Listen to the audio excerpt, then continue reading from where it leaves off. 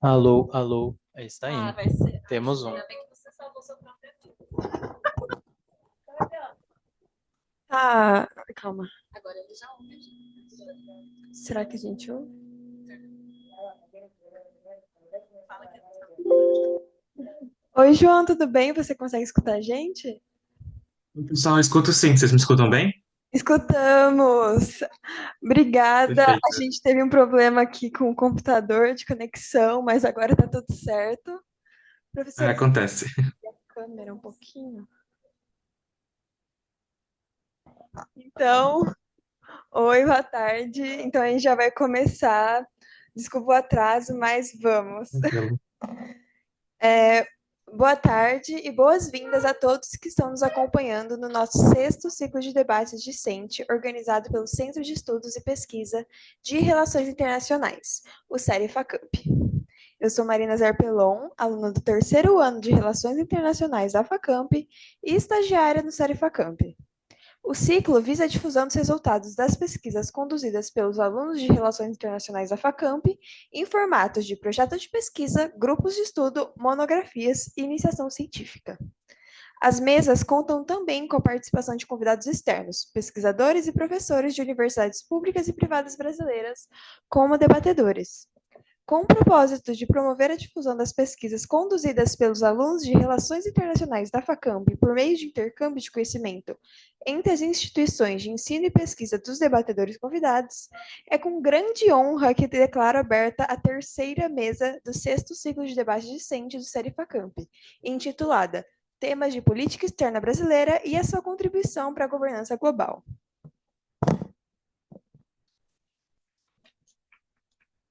Para discutir o tema da mesa de hoje, é com grande prazer que damos as boas-vindas ao nosso convidado, o pesquisador João Marcos Pacheco. João Marcos faz doutorado em Relações Internacionais pelo PPGRI Santiago Dantas, com período sanduíche na Universidade de Buenos Aires. Conduz pesquisa nas áreas de política externa brasileira, governança global e relações civis militares, com enfoque em temas de autonomia tecnológica, colonialismo e teorias pós-coloniais. João Marcos, nós agradecemos a sua presença e a sua disponibilidade para participar do nosso ciclo de debate discente. Obrigado a vocês, Hoje gente. contaremos com a apresentação de três trabalhos. Vamos começar com a apresentação da pesquisa intitulada Construindo a Nação, o Ministério de Relações Exteriores do Brasil do Império à Era Vargas, desenvolvida pelo pesquisador Júlio Portes. Você terá 7 minutos para apresentar sua pesquisa. Você tem a palavra. Obrigado. Bem, a minha pesquisa é um projeto de iniciação científica. Ela foi desenvolvida no campo da política externa e, na verdade, a minha ideia era explorar um pouco mais o tema nação, pensando a política externa, porque a minha monografia tem a ver com a formação da nação brasileira. Então, o meu trabalho começa discutindo a importância da nação para as teorias de política externa. Tem vários autores, aqui eu cito alguns, né? A Boldin, a Holst, a Nick, que discutem a importância das ideias dos formuladores de política externa para a formulação da própria política externa. Então, aqueles que têm agency, que têm o poder de decidir sobre a política externa, eles têm alguma concepção própria de nação que orienta a sua tomada de decisão e sua ação no mundo, e que é fundamental para a determinação da posição do país dentro do sistema internacional. Se a gente pensa de uma perspectiva construtivista, né, você vai criando a ideia de nação que os próprios formuladores de políticas têm, vai criando de fato uma nação no sistema internacional através do poder que eles exercem. Então, eu dividi em três períodos, entre entre o Império e o início da Era Vargas, a partir do Sheibub. Ele faz uma discussão institucional, descrevendo um período que seria o período patrimonial, de 1822 ao final do século XIX. Esse período patrimonial tem uma diplomacia muito ligada à elite imperial e tem um foco muito grande de unidade territorial brasileira, então manter as nossas províncias unidas. E tem uma relação muito próxima com a Europa. Como a gente manteve a monarquia, ele argumenta que houve uma proximidade muito maior, uma forma muito mais fácil de alcançar um patamar igual ao da monarquia europeia, das outras monarquias europeias, porque nós também tínhamos uma monarquia descendente de uma outra monarquia europeia. Depois a gente passa por um momento que seria o momento carismático do fim do século XIX até 1910, com o domínio do Barão do Rio Branco, que foi um domínio muito personalista dele dentro do Itamaraty, né? Ele acumula várias funções e ele é o grande tomador de decisão dentro do ministério. E ele vai focar em certas coisas, principalmente a resolução das fronteiras brasileiras, e ele vai ter uma proximidade, ele vai fundar a política do americanismo na política externa. Já no período burocrático racional, a gente tem uma reforma, né? A partir de 1910, já não temos mais o Barão do Rio Branco, e a gente vai começar com reformas administrativas e uma modernização do Itamaraty, um foco na burocratização e a criação do DASP, que é o Departamento de Administração, né? Pública. E então, a partir daí, os diplomatas passam a ser concursados, finalmente, não mais selecionados, certo? O que o meu trabalho identificou foi que o Itamaraty, nessas grandes mudanças, ele manteve uma concepção de nação muito estreitamente ligada ainda à imperial. Então, a unidade territorial, a manutenção das fronteiras, que é muito o papel que o Brasil vai assumir até o começo da Era Vargas, né? O foco que ele dá nas situações. Isso porque o Itamaraty ficou como um polo que não foi exposto a muitas mudanças depois do Império. Várias outras instituições foram reformadas, mas o Itamaraty se manteve firme e manteve muito daquela elite ainda imperial, ainda agrária, que dominava as suas escolhas, né? E a política, a ideia de nação, então, ela vai ter a grande mudança entre o período que ele chama de patrimonial, entre o fim da monarquia e o início da república, está nessa ideia do Barão de Rio Branco, que transforma as estruturas e aproxima o Brasil do americanismo e consegue resolver as fronteiras. Então, a ideia de nação brasileira nesse momento é que o Brasil como um país pacífico e um país muito ligado aos interesses dos Estados Unidos. Por fim, no período burocrático racional, a gente tem uma grande mudança, uma modernização, e a política externa, a partir daí, vai começar a servir a um outro objetivo, que é o objetivo de industrialização. Então, a ideia de nação que antes a gente tinha como pacifismo, ligação com as ideias americanas, ela começa a ter uma mudança grande para a direção de criar uma nação moderna, uma nação industrial, e a política externa, então, passa a servir esse fator e muda bastante o posicionamento do Brasil no sistema internacional. Então, a gente tem o que isso muda na ideologia, né? Esse grupo tem uma série de ideias muito importantes que foi mudando ao longo do tempo e que impactou consideravelmente as práticas e a posição do Brasil no sistema internacional.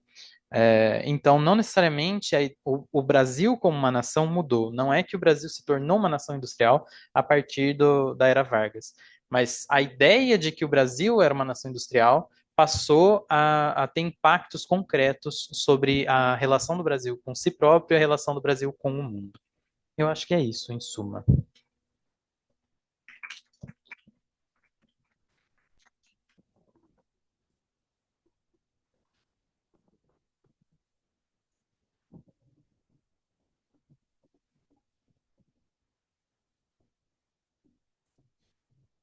Muito obrigada, Júlio, pela apresentação. Passaremos para a nossa segunda apresentação da pesquisa intitulada Governança Global e Ordem Mundial, Atores Não Estatais, o papel das ONGs e da sociedade civil na Rio 92, desenvolvida pelos pesquisadores Gabriela Bueno, Júlia Zago, Luiz Camargo, Maria Eduarda Storel e Pamela Nakata. Júlia e Pamela, vocês terão 7 minutos para apresentar sua pesquisa. Vocês têm a palavra.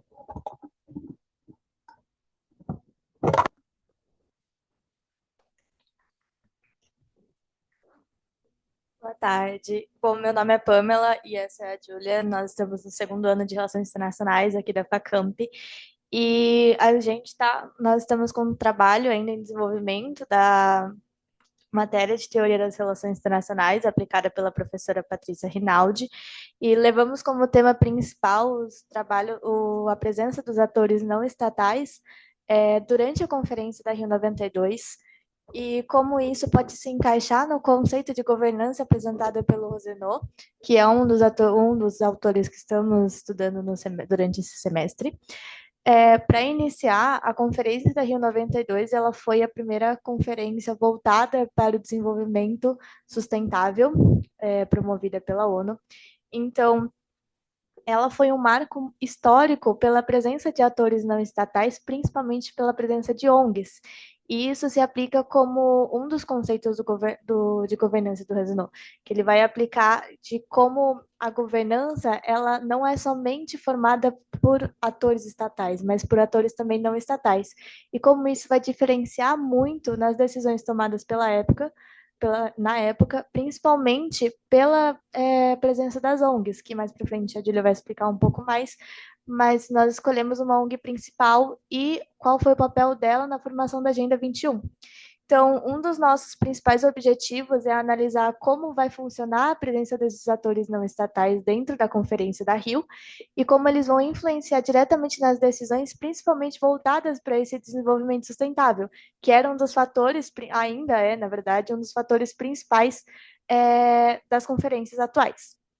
Então, além disso, a gente tem como um dos nossos conceitos principais é o espírito do Rio, que avassalava, que estava muito presente na época, que na verdade ele vinha como um espírito de positividade e extrema esperança que a população tinha na época de rapidamente desenvolver um modo de produção mais sustentável e que combinasse com o crescimento do meio ambiente ao mesmo tempo do consumo, que era um dos diferenciais que você estava tendo na época.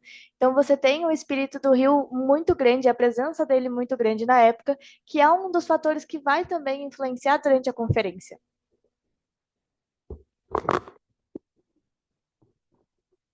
Eu sou a Júlia, e eu vou dar continuidade na apresentação do nosso trabalho. Como a Pamela falou, a gente está usando, né, o papel das ONGs e da sociedade civil em conjunto para explicar como que houve essa mudança na visão da governança global. E como a ONG escolhida, a gente está utilizando a ONG Gambá, que teve sua fundação em 14 de abril de 1982, e ela atua muito no eixo de conservação ambiental, mas não só isso.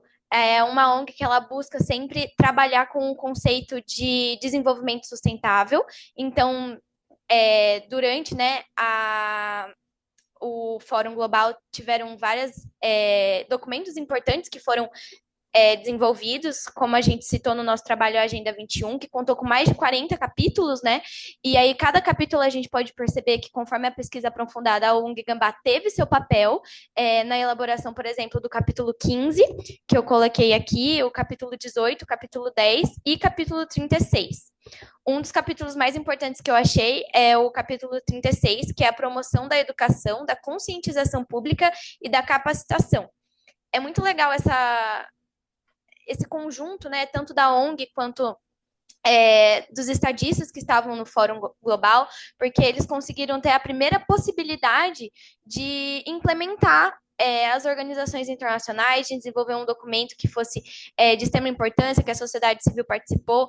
Muitos dos exemplos que a gente utiliza na nossa apresentação para falar como é importante a participação da sociedade civil foi que os Estados Unidos foi um dos estados que causou um turbilhão de emoções dentro do fórum, porque foi um dos estados que não estava disposto a assinar diversos tratados, né, diversas ratificações que exigiam que ele assinasse para que houvesse uma melhor conscientização ambiental, desenvolvimento ambiental, e ele não quis, e uma dessas alternativas foi a sociedade civil dos Estados Unidos foram às ruas, né, e causaram protestos que incentivaram tanto o governo quanto as mídias a divulgarem o que estava acontecendo, e os Estados Unidos teve essa maior pressão, tanto da sua própria sociedade civil, como também da sociedade civil brasileira, já que o Rio também estava acontecendo aqui.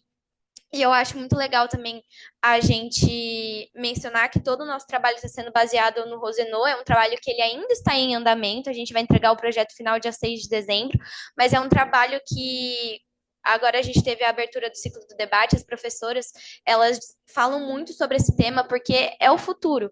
Então, esse trabalho não é somente um trabalho referente ao meio ambiente, sobre o que a Rio 92 ela foi, mas também é uma parte importante do que a sociedade civil pode proporcionar e o que a gente vai proporcionar. Então, o nosso trabalho ele não visa somente fazer um contexto geral do que foi a Rio 92, se o espírito da Rio ele continua, mas também a importância da sociedade civil nas organizações internacionais e como que os estados, os cientistas, os acadêmicos, eles podem atuar em conjunto com os estadistas para que sejam desenvolvidas melhores soluções sustentáveis, ambientais, conscientização pública e educacional. E também, como participante do Harmony with Nature aqui na FACamp, a gente vê a importância disso na sociedade, a gente vê o impacto que a gente pode ter e o quanto esse debate ele deve ser puxado cada vez mais para o nosso tema atual, e como que a gente pode conciliar, sim, a evolução do capitalismo com a conscientização. A gente pode, sim, conciliar os dois de uma maneira que seja evolutiva, agradável e sustentável, e é isso que o nosso trabalho busca trazer para vocês. Eu queria agradecer a atenção.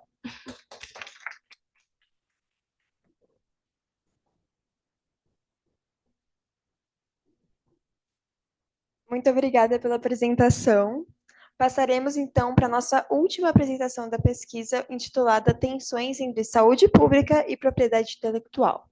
O caso emblemático das negociações Brasil-Estados Unidos dos anos 2000 na OMC, desenvolvida pelas pesquisadoras Letícia Capretes, Maria Rodrigues e Nicole Sadioro. Vocês terão 7 minutos para apresentar sua pesquisa. Vocês têm a palavra.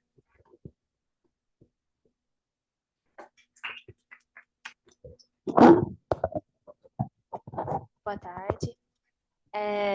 Só queria, antes de começar a apresentação, fazer um adendo que nós contamos com mais 2 membros no grupo para a escrita original do trabalho, mas nós que tomamos a iniciativa de trazer aqui para o ciclo de debates. Seria o Álvaro e o Arthur. Bom, a gente vai ter que fazer um resumo da obra um pouco, a gente havia focado no trabalho mais na questão da OMC, da estrutura organizacional da OMC, mas a gente vai tentar trazer um pouco a ênfase na perspectiva brasileira, né, conforme a especialidade do nosso convidado. Mas só para trazer um pouco o contexto da OMC, então, de início, a Organização Mundial do Comércio foi fundada com 5 acordos principais, né, que abordam temas desde tarifas, serviços, investimentos, agriculturas, e o foco do nosso trabalho foi o Acordo TRIPS, que seria o acordo sobre aspectos dos direitos de propriedade intelectual relacionados ao comércio, que é um dos expoentes da última rodada de negociações que levou à criação da OMC, a rodada de Uruguai, na qual o Brasil teve um papel muito importante, muito preponderante também. Aí também, uma das primeiras coisas que a gente traz no nosso trabalho é a relação da OMC, Organização Mundial do Comércio, com a área da saúde. Então, a gente trouxe que a saúde ela entra como um tópico importante no âmbito do comércio, principalmente pelos embates entre os laboratórios, institutos de pesquisa, envolvendo a fabricação dos medicamentos, e a gente trouxe esse caso para destrinçar e exemplificar como que isso acontece na prática. Do acordo TRIPS em si, que é o acordo de patentes, algumas contextualizações breves. O artigo 27 do acordo determina os itens passíveis de patente, que são tanto produtos prontos como os processos para a fabricação desses produtos, e o artigo 28 garante os direitos exclusivos aos detentores de patentes, permitindo impedir terceiros de fabricar, vender ou importar produtos e processos que sejam patenteados sem autorização explícita do detentor da patente. E, por fim, um foco que a gente trouxe, por ser o foco do Brasil, no caso analisado, é o licenciamento compulsório, presente no artigo 31 do Acordo TRIPS, que permite o uso governamental de patentes sem autorização do titular em situações de emergência, como crise de saúde pública, que vai ser o nosso contexto em que o caso se insere, da crise do HIV/AIDS. Aí tem algumas condições para esse licenciamento compulsório ocorrer, que é a primeira tentativa inicial de obter a licença voluntária em termos razoáveis. Segunda, a licença compulsória deve ser predominantemente para o mercado interno. E terceiro, que a remuneração adequada ao titular da patente é obrigatória, né, mesmo não havendo a patente.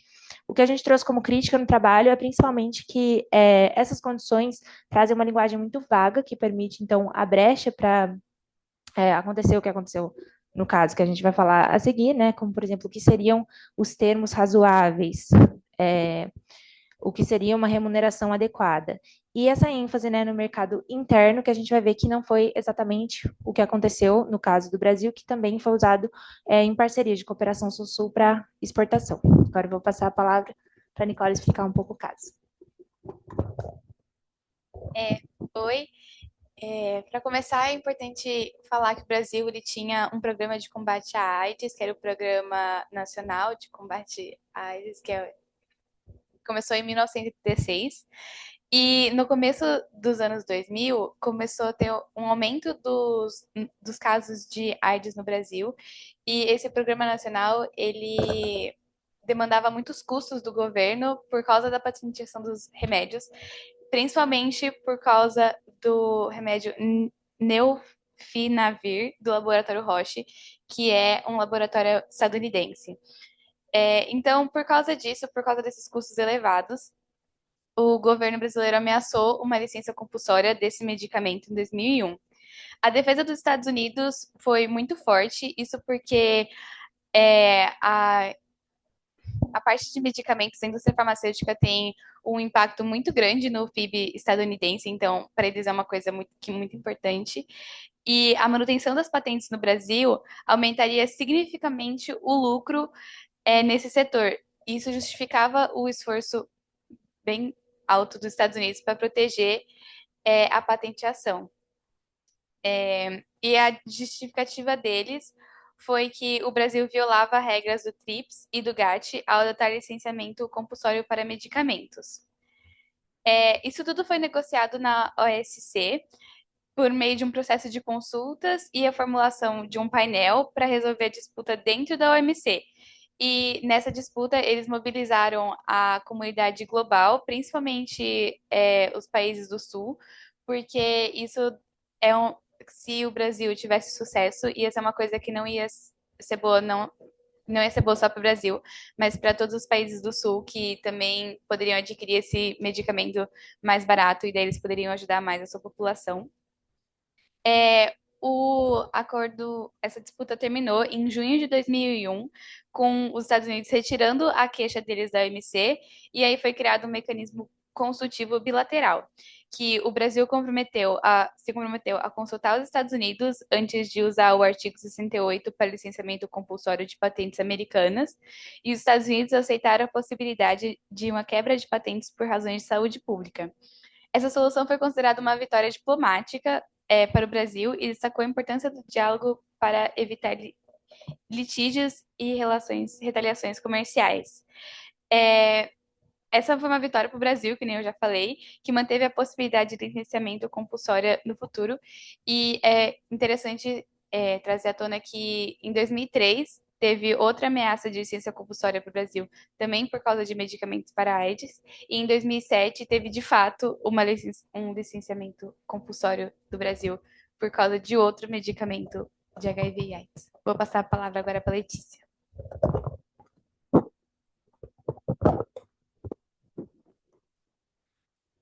Olá. Bom, quando a gente pensa em trazer esse caso voltado para a política externa brasileira, a gente pode fazer o comparativo com o governo do FHC e também com o governo Lula, porque foram dois governos que eles trabalharam muito nessa participação mesmo do Brasil, nesses fóruns de organismos internacionais, e um grande exemplo disso foi essa conquista dessa quebra de patente, né? Então a gente vê que essa política externa, ela pretendia afirmar o Brasil como uma voz ativa desses países em desenvolvimento. Então a gente, de certa forma, acabou por desafiar a hegemonia dos países desenvolvidos em alguns temas críticos, em especial no nosso caso do HIV e da AIDS, um tema tão crítico para a saúde pública, né? Então o Brasil ele demonstrou muita habilidade diplomática para promover um diálogo construtivo com essas potências especial os Estados Unidos, sem abrir mão dos seus valores. E quando a gente tem o resultado disso, a decisão dessa quebra de patente para reduzir o custo desses medicamentos, o Brasil ele não só protegeu a saúde pública, como ele também fortaleceu, em grande parte, a defesa dos interesses dos países em desenvolvimento nesses fóruns internacionais, né?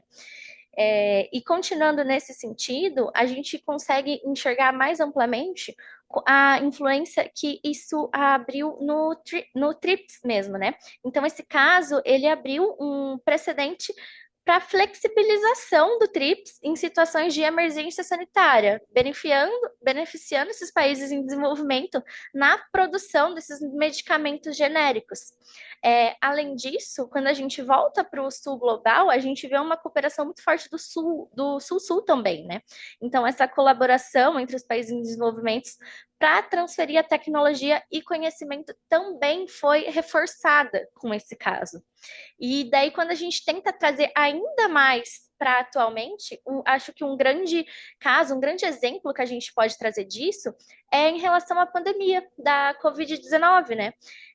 Porque o licenciamento compulsório, ele continua sendo uma ferramenta crucial para a saúde pública, especialmente em tempos de crise globais, que foi o caso que aconteceu recentemente da pandemia da Covid-19, né? Onde a gente pôde observar uma desigualdade muito grande entre os países, principalmente entre os países do norte global e do sul global, no acesso às vacinas, principalmente, né? Para conseguir estar ali combatendo o vírus do Covid-19. Bom, acredito que é isso a nossa apresentação. Muito obrigada pela atenção a todos e principalmente a você, João.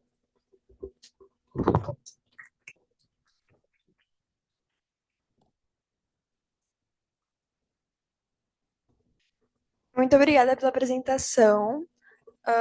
Então, agora passaremos para os comentários do pesquisador João Marcos. Fique à vontade para fazer seus comentários e sugestões a respeito das apresentações. Beleza. Bom, obrigado, pessoal, por terem me convidado. São assuntos que me interessam bastante. Eu tenho muito interesse por política externa brasileira como um todo e também por governança internacional. São dois, dos meus assuntos de pesquisa principais. Eu vou começar na ordem mesmo da apresentação. Deixa eu ver, então, começar pelo trabalho sobre o Itamaraty, do Júlio. Bom, a primeira coisa que eu queria comentar é que eu gostei muito da sua revisão bibliográfica, está muito bem feita, assim, você está, de fato, resgatando esses autores, esses textos que estão, de fato, discutindo sobre essa construção, da nação Brasil, porque eu acho que no Brasil, o que a gente tem que se atentar bastante é que talvez numa lógica um pouco mais positivista a gente pudesse pensar que primeiro vem a nação, depois a política externa, né? E no caso do Brasil, essa relação ela foi historicamente mais dialética. Então a gente vai ter uma política externa que constrói uma nação e uma nação que depois constrói uma política externa, mas que esses dois processos eles são um vai e vem, uma relação mais dialética, né, que a gente pode dizer. E eu acho que os textos que eu mais gosto sobre isso são, de fato, o do Clodoaldo Bueno, do Amado Luiz Cervo, que você cita no seu trabalho, é um livro genial, que eu acho que ele discute muito bem essa construção da nação Brasil e como a política externa ela vai contribuir para a construção do que a gente tem por Brasil, né? Porque se a gente for pensar, por exemplo, será que o Brasil ele passa a ser Brasil na independência, deixa de ser uma colônia e vira um país?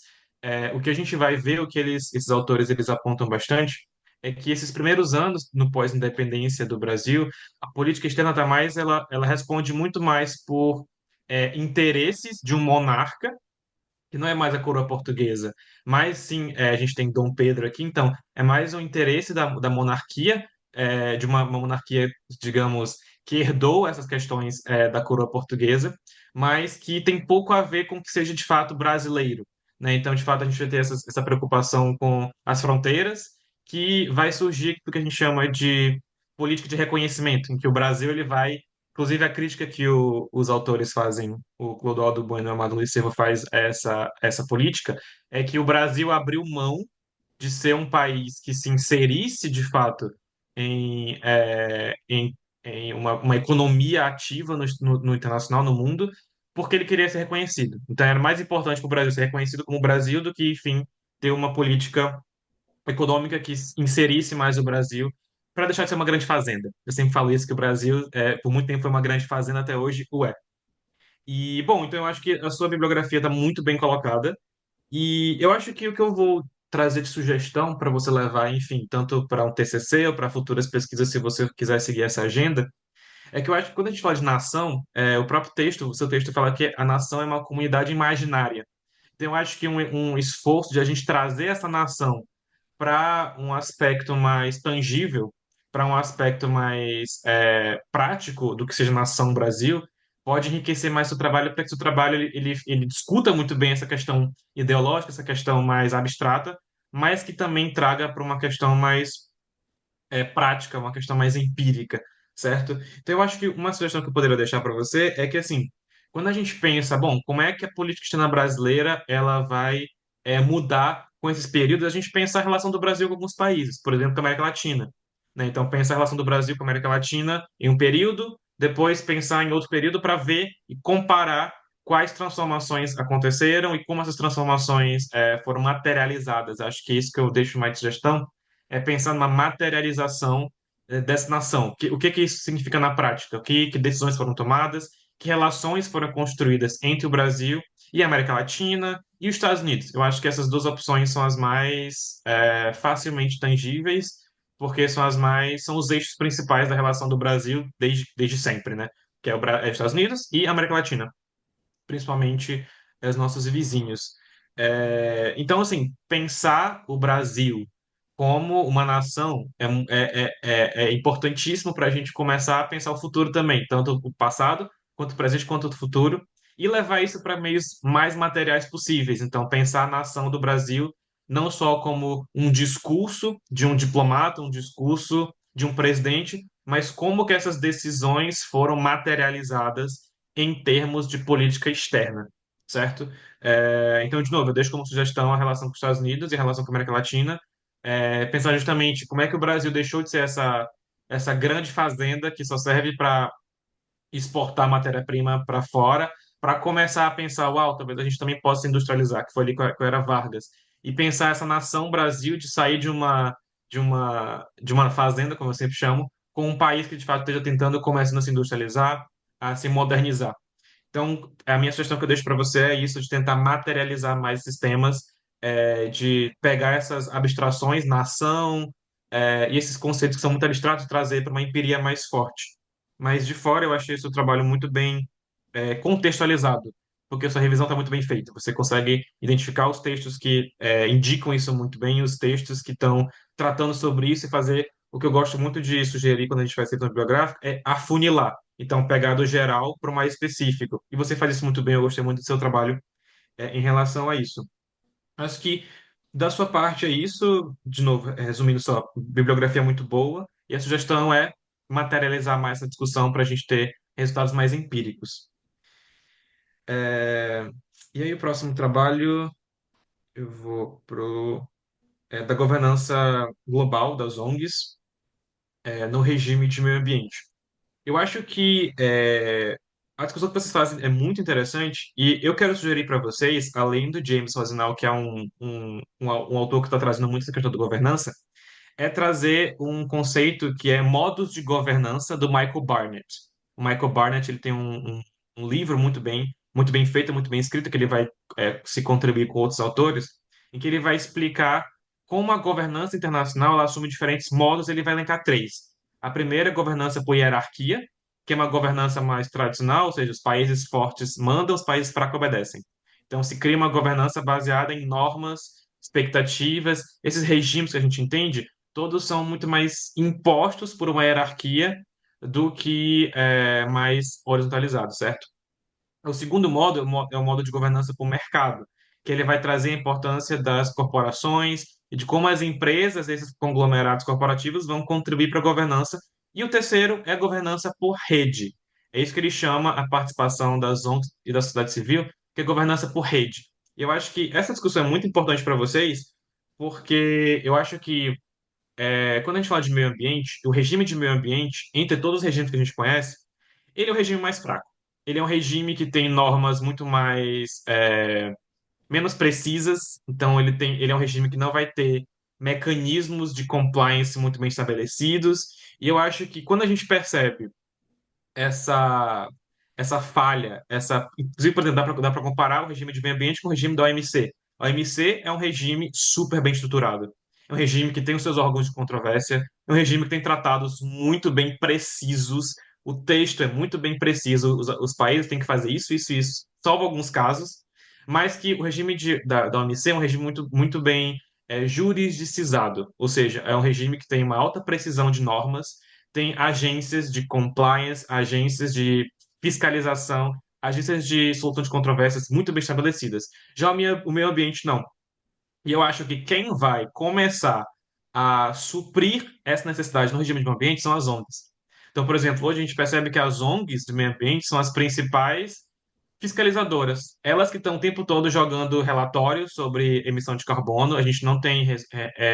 A ONU, por exemplo, dificilmente faz isso, quem faz são as ONGs. Então, eu acho que é muito importante a presença de vocês para evidenciar de fato como não são os países, não são os estados nacionais, essa questão mais tradicional de RI, realismo e tal, que vai trazer essa governança de meio ambiente tão forte, mas são as ONGs e a sociedade civil, né, que vai trazer essa questão de pressionar e também de criar demanda.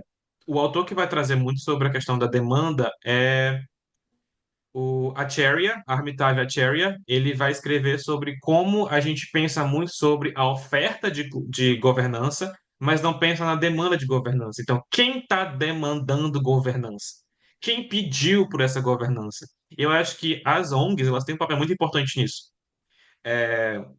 E eu acho que o que eu sugiro para vocês, além dessas sugestões de leitura, que é o Michael Barnett e o Armitage Bhattacharya, que vão falar sobre modos de governança e demanda por governança, eu acho que é talvez o trabalho de vocês explicar, enfim, numa oportunidade de como TCC ou, enfim, uma pesquisa no futuro, especificar de maneira muito mais precisa como essas ONGs atuam. Eu acho que vocês, no trabalho de vocês no banner, vocês não especificaram as ONGs, agora vocês especificaram na apresentação. Eu acho que especificar quais ONGs vocês falam, primeiro é importante porque a gente percebe quem está trabalhando nisso. Então, quais são os nomes? Quem é a ONG que está trabalhando mais nisso, né? Que está trabalhando, que está trazendo essas discussões. E depois criar uma espécie de flow, sabe? Assim, de workflow, de pensar como essa ONG atua. Ela fala com esses governantes, ela fala com essa sociedade civil, ela fala com a mídia. Então, traçar esse mapa bem mais específico e exato de como as ONGs elas estão atuando. E, além disso, eu acho que eu não tenho bibliografia para isso, mas eu acho que é importante a gente começar a pensar, de fato, em termos mais específicos para funções numa governança. Então, primeiro, quem é que determina as normas? Quem é que escreve as normas? São os países, em relação aos seus governos nacionais. As ONGs participam, por exemplo, a ONG ela pode enviar um rascunho de uma resolução para um país assinar? Ou a ONG pode assinar? Quem pode assinar isso? Eu acho que talvez trazer uma linguagem que diga, olha, as funções numa governança internacional são essas: fazer as normas, assinar as normas, compliance, vistoriar. Quem vai dizer quem está seguindo as normas ou não? São as ONGs ou são os países? E quem está fazendo isso? São as ONGs ou são os países? Então, eu acho que talvez para vocês determinarem o que possa ser uma espécie de função, sabe? Função. Função essa. Quem faz essa função? É a ONG ou é um país? É a ONG, beleza. Essa aqui é a ONG também? Essa aqui é a ONG. Porque a gente vai ver que, como eu falei, no meio ambiente, no regime de meio ambiente, as ONGs elas têm uma participação muito expressiva. Elas têm uma participação muito importante também, é num termo mais normativo, mas muito expressiva, porque a gente vê que quem está rascunhando essas normas são as ONGs com os países, não são os países. E quem está vistoriando isso são as ONGs, não são os países. Então, quem está jogando relatório de emissão de carbono é a ONU, é uma instituição internacional ou é uma ONG? E eu acho que quem está fazendo isso são as ONGs. Eu acho que evidenciar isso no trabalho de vocês é muito valioso para demonstrar a importância dessas instituições não governamentais da sociedade civil, né? E acho que também pensar no que seja a diferença de um objetivo a longo prazo. Então, por exemplo, diminuir a pegada de carbono é um objetivo a longo prazo. mas objetivos mais a curto e médio prazo, né? Então, nosso objetivo, digamos, de uma ONG é passar uma resolução que determine isso, isso, isso. E aí, talvez, trazer isso para o trabalho de vocês, tá? Trazer isso para pensar o papel das ONGs de maneira mais específica, de maneira o que cada uma faz. Mas é isso, eu acho que da minha sugestão que eu tive ao ler o texto de vocês e o banner foi isso. Tem uma frase que eu marquei aqui que vocês escrevem. Ah, eu tô sem página agora. Mas no penúltimo parágrafo, vocês escrevem: Sabemos que as relações internacionais não estão dispostas a incorporar e permitir a relevância desses atores não estatais. Eu acho que essa frase está muito ambígua. Eu acho que quem é relações internacionais? Sabe? São os estados, são instituições, é a academia, porque eu acho que vocês estão.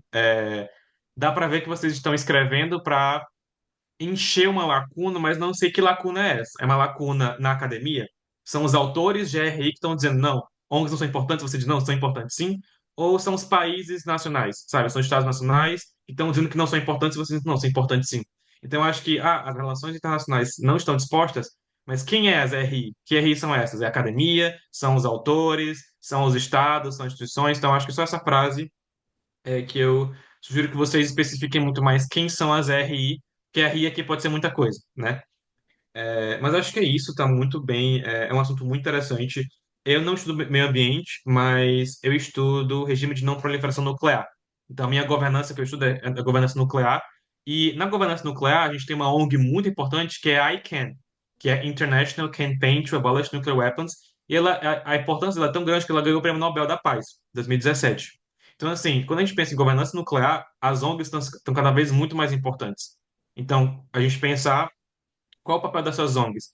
Por exemplo, para explicar para vocês, a ICANN, ela teve uma participação expressiva na construção do Tratado sobre Proibição de Armas Nucleares de 2017. Que participação foi essa? Foi a ICANN que gerenciou toda a participação de todos os membros de todas as reuniões que teve desse tratado.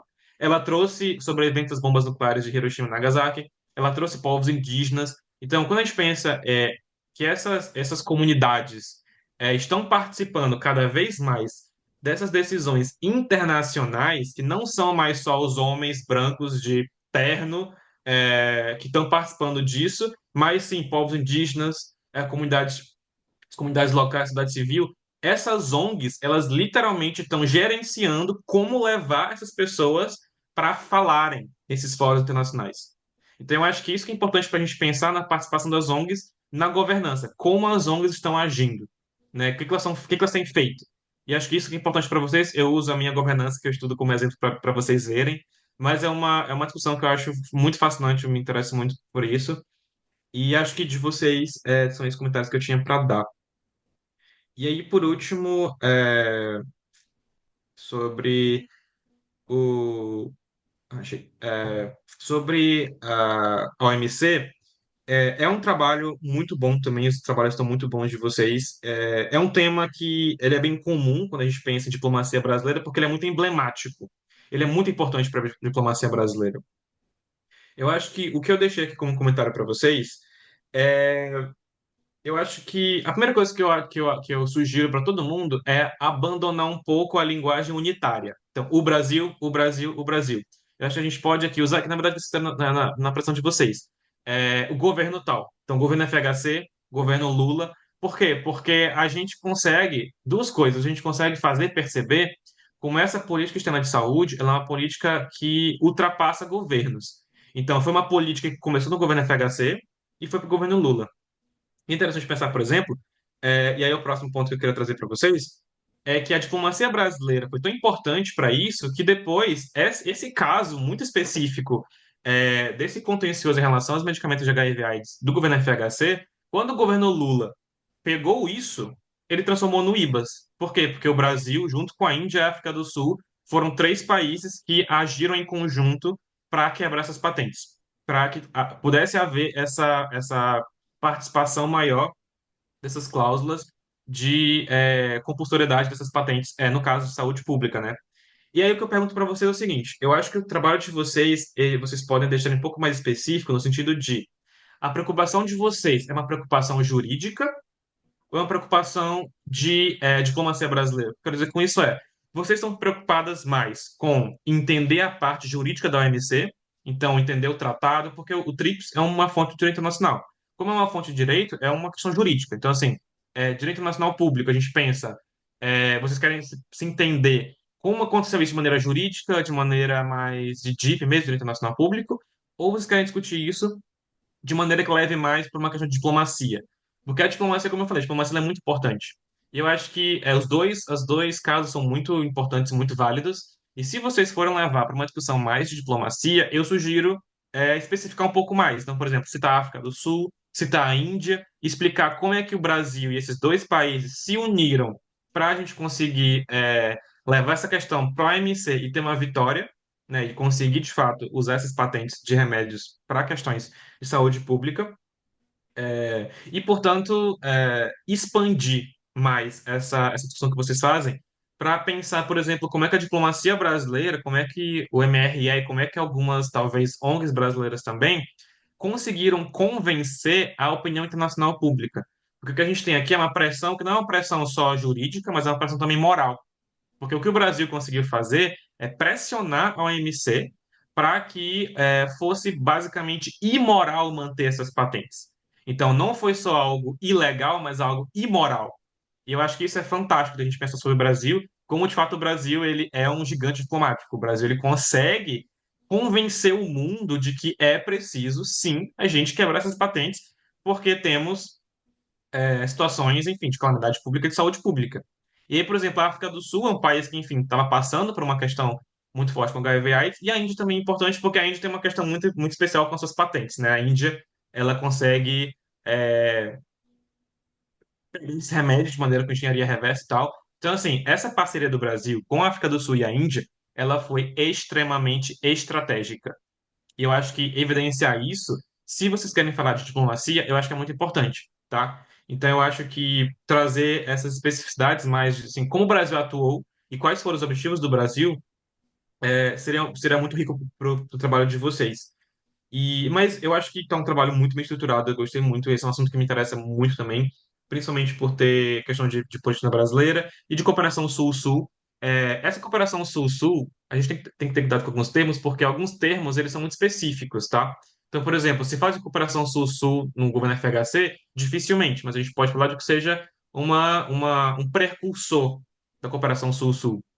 Então, esses termos a gente usa em RI, eles têm que estar muito bem encaixados cronologicamente, tá? Então, por exemplo, comparação Sul-Sul não se usa em era vagas porque não existia isso. Então, comparação Sul-Sul vai ser muito mais uma preocupação a partir do governo Lula, né? Mas assim, governo FHC já havia o que não fosse exatamente uma cooperação Sul-Sul, mas como uma cooperação estratégica para um assunto muito específico.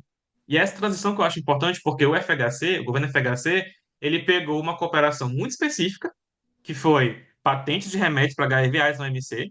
E aí veio o governo Lula e viu, isso funciona, isso foi bom, e ele expandiu essa cooperação para essa na cooperação Sul-Sul, tá? Então, eu acho que essas discussões que vocês trazem, elas são muito importantes para a gente entender esse aspecto da diplomacia brasileira, tá? E aí, de novo, eu acho que está muito bem estruturado o trabalho de vocês, eu deixarei essas sugestões, e a principal delas, como eu falei para vocês, é a gente deixar um pouco de lado essa linguagem de ator unitário. Então, prefiro o Brasil no governo FHC, o Brasil no governo Lula, talvez tratar até de uma linguagem mais ministerial.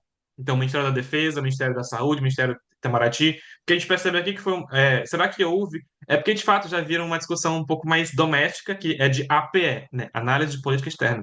Mas pensar, por exemplo, o Ministério da Saúde, o Ministério o Itamaraty agiram em conjunto? Porque lembra que o Brasil é uma abstração. Quem está dentro do Brasil? São ministérios, são presidentes, são governos. Então, eu acho que a gente abandonar um pouco essa linguagem unitária, para a gente trazer a linguagem mais governo FHC, governo Lula, Ministério da Saúde, quem era o ministro, tá? Então, eu acho que enriquece mais o trabalho porque a gente fica um pouco mais específico. Mas eu acho que, por mim, está muito bom o trabalho de vocês. Deixo essas sugestões para todos. Fico, enfim, à disposição para a gente conversar mais um pouco. Não sei como é que está o tempo do evento, mas os três trabalhos estão muito bem, eu gostei muito deles. São assuntos que me interessam bastante. E obrigado pela oportunidade de ler o trabalho de vocês, de comentar.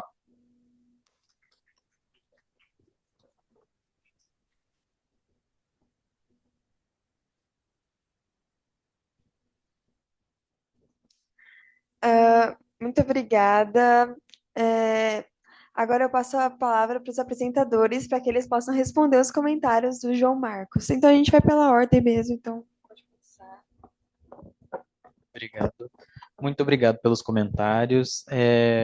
Eu acho que eu não tenho muito para comentar, na verdade, é mais acatar sugestões e, e investigar. Eu acho que realmente é uma perspectiva importante. A minha pesquisa estava mais focada em entender, na verdade, como a nação se constitui internamente, né? Como a ideia de nação se constitui para o próprio povo, mas como isso se materializa nas políticas externas, eu acho que é realmente fundamental, é uma coisa a ser explorada. Então, é só um muito obrigado.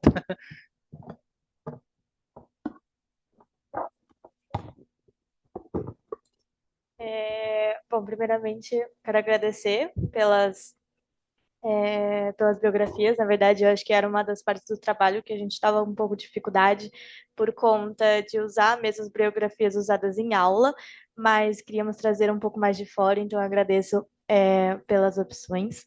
E acho que um dos aspectos que eu achei super interessante que você trouxe foi a questão da fiscalização, que o nosso grupo não tinha realmente pensado muito nessa parte, mas sim só na participação em geral, da formulação dos documentos em si durante a conferência.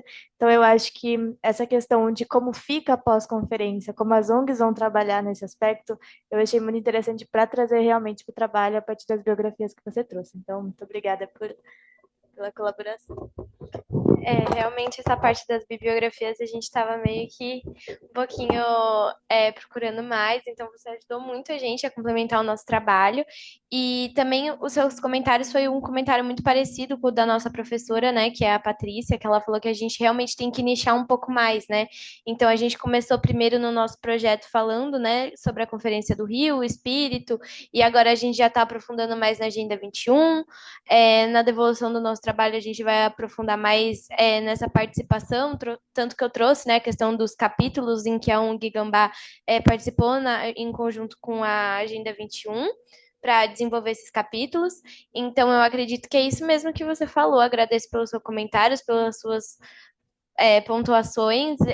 A gente está buscando e a gente vai usar todos esses comentários na evolução do nosso trabalho. Muito obrigada.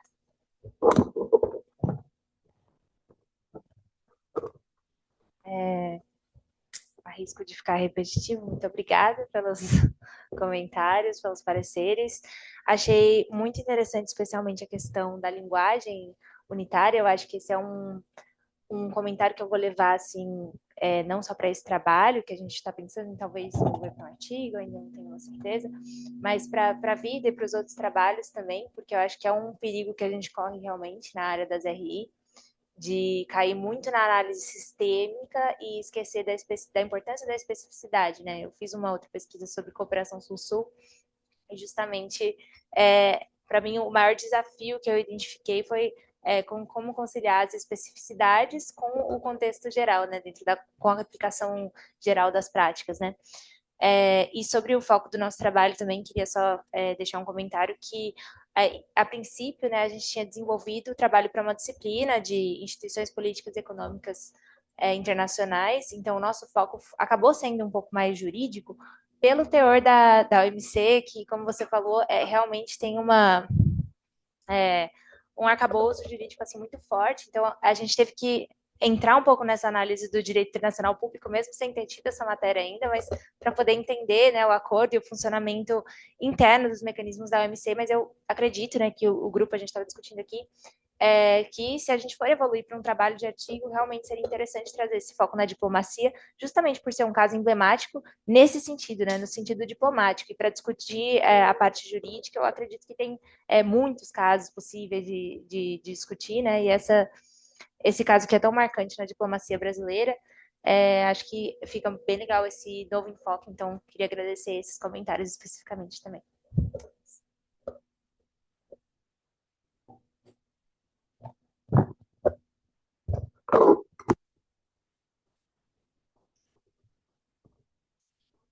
Muito obrigada. Agora eu passo a palavra para a plateia do evento. Algum comentário, pergunta ou sugestão da plateia? Eu levo o microfone para vocês.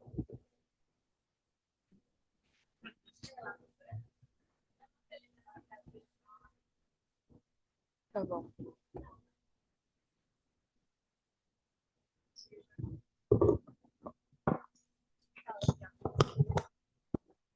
Não sei se está me ouvindo. Não é nada demais, é só um comentário que eu queria fazer. Desculpa. Sobre a apresentação da Pamela e da Júlia, porque eu vi quando vocês apresentaram, né, na matéria de teoria das RI, e eu lembro dos comentários que a Patrícia fez, e agora vocês incorporaram isso, e eu acho que se relaciona muito também com a conversa que a gente estava tendo agora na abertura do ciclo sobre a participação da sociedade civil. Então, vocês especificaram mais a ONG e os capítulos, né, que elas conseguiram trazer de mudança. E queria parabenizar todo mundo pelo trabalho. Consegui aprender muita coisa, foi muito enriquecedor. Obrigada, gente. Pessoal, mais alguma pergunta da plateia?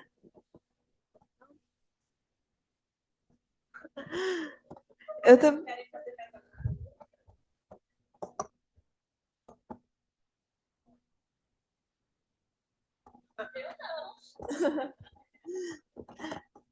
Eu não tenho uma pergunta, mas é um comentário. Eu sou monitora da matéria de teoria das RI que elas estão apresentando, né? E daí, na matéria, na parte de governança, a gente vê majoritariamente mais o Rosenau mesmo. E aí eu achei muito interessante esse outro autor que você passou, que eu já esqueci o nome, mas eu achei muito interessante, porque vendo alguns casos que a gente vê mesmo a partir da governança global, essas outras três lentes de análise, acho que faz muito mais sentido, que eu acho que é coisas que acabam... obrigada, depois eu vou pesquisar. São, acho que lentes que o Rosenau acaba deixando passando, e eu acho que são também lentes muito mais atuais, então achei muito interessante mesmo, eu vou atrás, mesmo que não seja minha área de pesquisa, porque eu achei muito legal, eu espero mesmo que elas incorporem no trabalho delas, porque eu achei muito legal, uma visão muito mais esclarecedora, que eu acho que também dá para incorporar muito mais no projeto. E é isso, alguém mais tem algum comentário? Vocês querem fazer outro comentário? Tá. Então, estamos chegando ao fim do nosso evento. Eu passo a palavra para os apresentadores fazerem as suas considerações finais. Vocês têm considerações finais?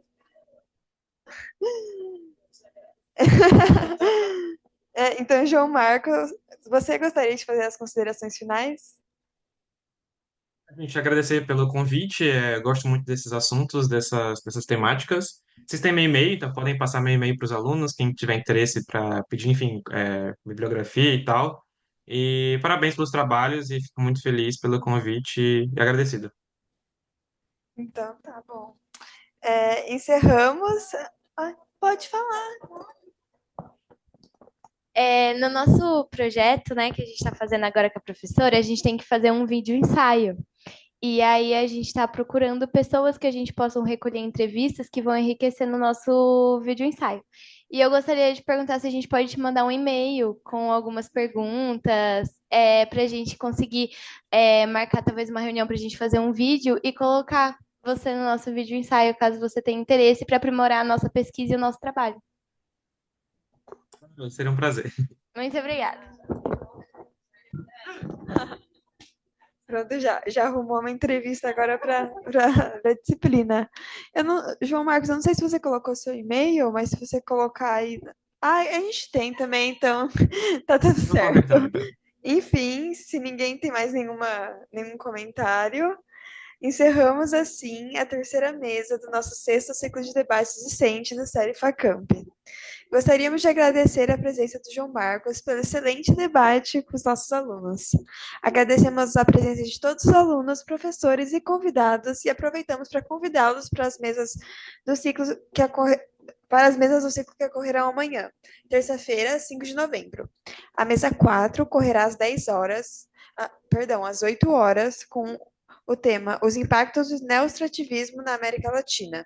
E a mesa 5 ocorrerá ao meio-dia, com o tema A Europa frente às intervenções humanitárias e à crise migratória. E a mesa 6 ocorrerá à 1h30 com o tema Neoliberalismo e o papel das grandes corporações nas relações internacionais. Contamos com a presença de todos. Obrigada e boa tarde.